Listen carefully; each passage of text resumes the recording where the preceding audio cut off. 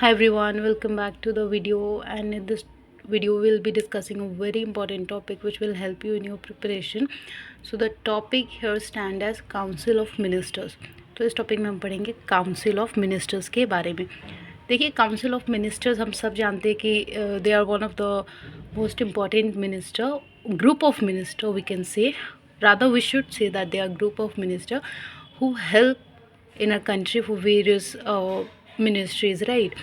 So they're also a kind of advisor to the president, and they are under the prime minister, right? And whatever prime minister say to them, they just deliver that advice to the president, and then president took decision on that basis.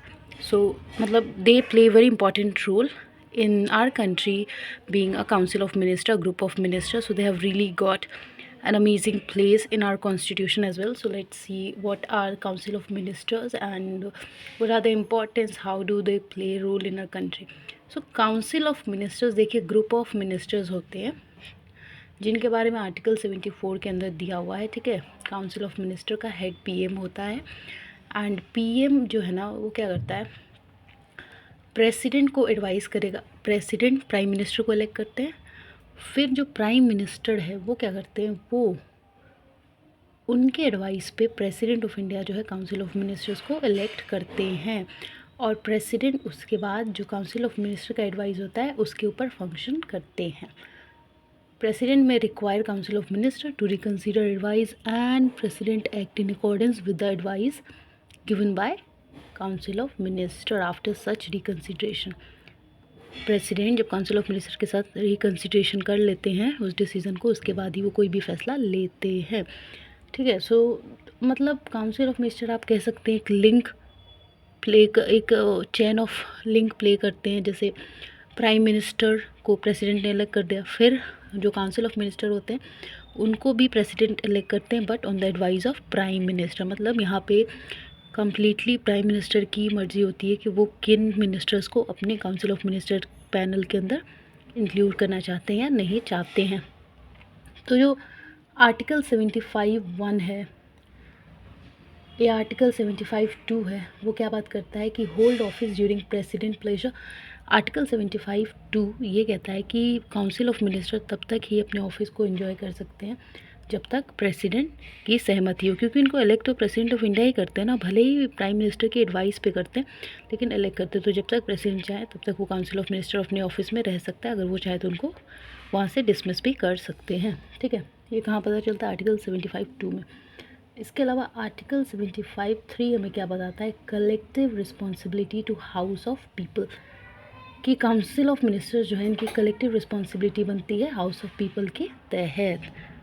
House of people means what, Lok Sabha.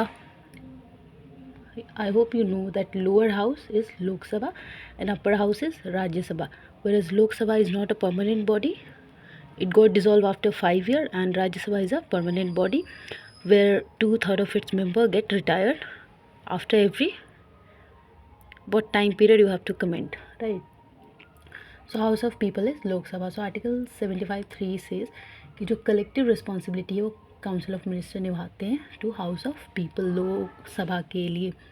इसके अलावा article 75(6) ये कहता है कि council of minister को salary, अब salary तो मिलेगी ना काम कर रहे हैं, तो पार्लियामेंट जो है इनकी सैलरी को फिक्स करता है काउंसिल ऑफ मिनिस्टर के, और ये हमें आर्टिकल 75(6) से पता चलता है कि उनको कितनी सैलरी मिलेगी, क्या मिलेगी, या कौन अलॉट करेगा, वगैरह वगैरह बातें। इसके अलावा अगर हम स्ट्रक्चर की बात करें तो देखिए 3 तरीके के कैबिनेट्स होते हैं काउंसिल ऑफ मिनिस्टर के अंदर, और काउंसिल ऑफ मिनिस्टर का स्ट्रक्चर की बात करें तो 3 होते हैं, जिसमें एक होता है कैबिनेट मिनिस्टर, दूसरा होता है मिनिस्टर ऑफ स्टेट, और तीसरा होता है कौन सा, minister of state independent charge. एक होता है मिनिस्टर ऑफ स्टेट और एक होता है minister of state independent charge. तो जो minister of state independent charge होता है उसका क्या क्या काम होता है, देखिए it reported to prime minister directly. जो भी बातें होंगी ये minister of state, I am talking about minister of state independent charge, independent charge, ये बात आप ध्यान में रखिएगा। तो वो प्राइम मिनिस्टर को रिपोर्ट करते हैं, ठीक है, और पूरी रिस्पॉन्सिबिलिटी निभाते हैं अपने ऑफिस की। इसके अलावा अगर बात करें तो ये अब मैंने आपको बता दिया कि जो minister of state independent charge होते हैं, ये पीएम को डायरेक्टली रिपोर्ट करते हैं, इनके पास फुल रिस्पॉन्सिबिलिटी होती है and they are not answerable. मतलब ये कैबिनेट मिनिस्टर्स को आंसरेबल नहीं है, तो इसलिए कैबिनेट की मीटिंग्स भी अटेंड नहीं करते हैं। कौन? Minister of state independent charge. They are not answerable to cabinet minister and that is the reason that they don't attend cabinet meeting. ठीक है। और इसके अलावा अगर बात करें कैबिनेट मिनिस्टर की, तो इसमें बहुत ही हाईली एक्सपीरियंस्ड मेंबर्स को इंक्लूड किया जाता है। Highly experience MPs are cabinet minister, जो बहुत ही मतलब जिनके पास एक्सपीरियंस हो, जिन्होंने उस मिनिस्ट्री में काम किया वगैरह वगैरह। मतलब the person who is highly experience as a member of parliament are elected in cabinet ministers, right. ऐसे नहीं कि जैसे आप नए नए हो and you will get elected, no, you have to be highly experience, like you have to have an idea of that particular office, that what you have to go through, what you have to manage, right? So these are the things that you have to keep in mind if you wanted to be as a cabinet minister. So highly experienced MPs are cabinet minister basically.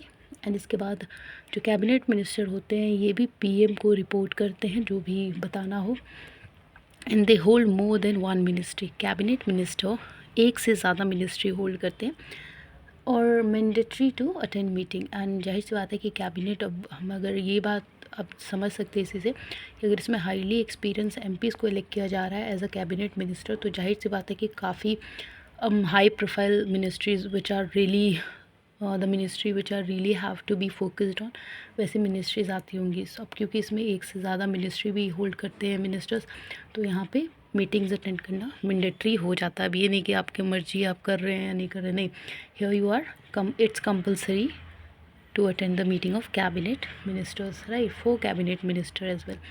इसके अलावा अगर हम बात करें minister of state की, तो they report to cabinet.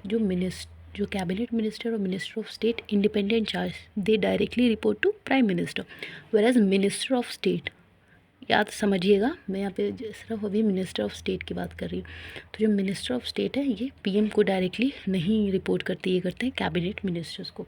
ठीक है। 1 or 2 minister of state are appointed subordinate to cabinet minister who work under leadership और absence of cabinet minister handle.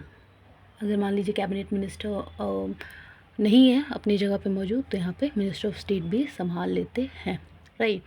इसके अलावा अगर हम बात करें तो जो रोल और रिस्पॉन्सिबिलिटी है काउंसिल ऑफ मिनिस्टर्स की यहाँ पे, so they are basically the supreme and executive authority, मतलब काफ़ी पावरफुल होते हैं council of minister and are also considered supreme executive authority. तो जितना भी एग्जीक्यूटिव वर्क होता है उन पे इनका काफ़ी होल्ड होता है and they use to manage all these works. Law making में भी बहुत इंपॉर्टेंट रोल प्ले करते हैं काउंसिल ऑफ मिनिस्टर्स। अलग अलग मिनिस्ट्री होती है, हर एक मिनिस्ट्री पे इनका होल्ड होता है, so they also play a very important role in law making. So it's also one of the responsibility and role of council of ministers in our country. They also have a hold on budget and financial matter. जैसे budget जब पास होता है तो उस budget पे भी council of ministers की सहमति होती है, उनसे एडवाइस वगैरह लिया जाता है। तो मतलब council of minister plays a very important role in budget and financial matter as well, so it is one of the role and responsibility of it. और इसके बाद अगर बात करें सुप्रीम डिसीजन मेकिंग अथॉरिटी, किसी भी डिसीज़न मेकिंग में भी काउंसिल ऑफ मिनिस्टर्स को शामिल किया जाता है हमारे कंट्री में, and they advise as per their experience, as per their knowledge, and their advice are taken into consideration by the higher authorities were PM and president, right? Here you can understand the fact that president take any decision after the reconsideration of such advice with council of ministers only, right? So you can understand with this concept that how much powerful or how much important the council of ministers are in our country. And many policy making में भी बहुत ज़्यादा important role होता है council of ministers का।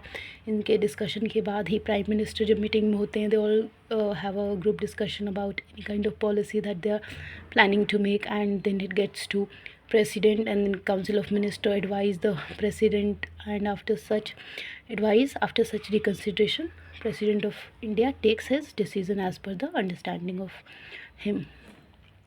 And also foreign policy में भी council of minister have a great role and they play important role in that part as well. इसके क्योंकि मैंने क्या कहा आपको, council of minister her ministry में होते हैं, तो हर मिनिस्ट्री अलग अलग मिनिस्ट्री पे इनका रोल होता है and they play the role as per the ministry. So या फॉरेन पॉलिसी में फॉरेन मिनिस्टर जो होते हैं काउंसिल ऑफ मिनिस्टर में, जिनके पास फॉरेन पॉलिसी होगी, he will play the role and every minister will discuss in the meeting with the prime minister and then they give advice to president, and further you know what president do, he take that advice into reconsideration and then takes the action। एक और concept होता है kitchen cabinet और interior cabinet का। So these are basically the kind of council of ministers who have less responsibility, who are shorter in numbers. They are not that much larger in number as the council of minister itself, so they are called as also you can understand them as a mini version of council of minister, right? So they are smaller in number, so it also lack their burden on work।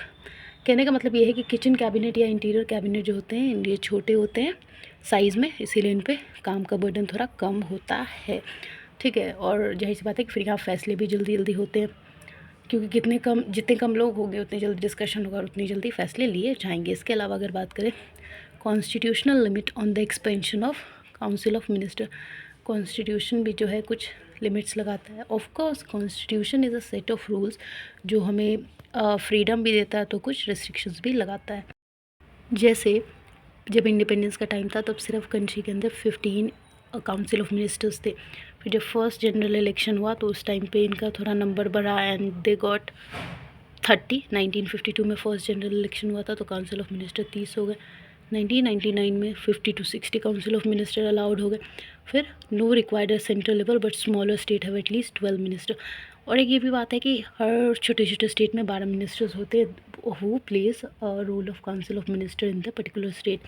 So council of minister are one of the important component of our country and they play a backbone role between a prime minister and a president, and they got elected on the advice of prime minister by the president। याद रखिएगा कि इनको elect करते हैं president, prime minister को भी president ही elect करते हैं और कैबिनेट काउंसिल ऑफ मिनिस्टर को भी president of India he elect करते हैं। लेकिन फ़र्क क्या होता है कि काउंसिल ऑफ मिनिस्टर को प्राइम मिनिस्टर की एडवाइस पे वो करते हैं, मतलब प्राइम मिनिस्टर जो है वो चुनते हैं कि हाँ ये मिनिस्टर जो है काउंसिल ऑफ मिनिस्टर बनेगा, मतलब मेरे, क्योंकि काउंसिल ऑफ मिनिस्टर एक तरीके के ग्रुप ऑफ मिनिस्टर होते हैं जो प्राइम मिनिस्टर के कंट्रोल में होते हैं, तो फिर वो प्रेसिडेंट को नाम देते हैं and then he elect that person. और कभी कभी मान लीजिए कि अगर प्राइम मिनिस्टर किसी मिनिस्टर को नहीं चुन पा रहे हैं लेकिन काउंसिल ऑफ मिनिस्टर की ज़रूरत तो है, तो फिर प्रेसिडेंट जो है अपनी क्षमता के हिसाब से चूज़ करते हैं और इनकी सैलरीज पार्लियामेंट सेट करती है। So I hope it's clear and if it is then subscribe the channel Khan Ambition Research and like the video, comment, thank you।